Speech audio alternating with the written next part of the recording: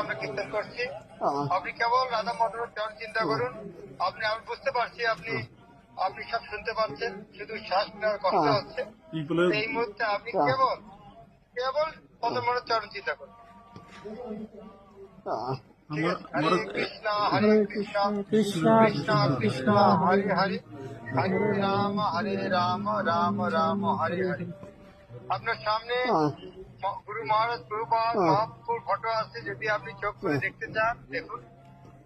আর দেখতে দেখতে ভগবানের নাম করুন, না করতে বলে কানে শুনতে থাকুন, আর মনে রাধা মাধবের চরণ চিন্তা করুন।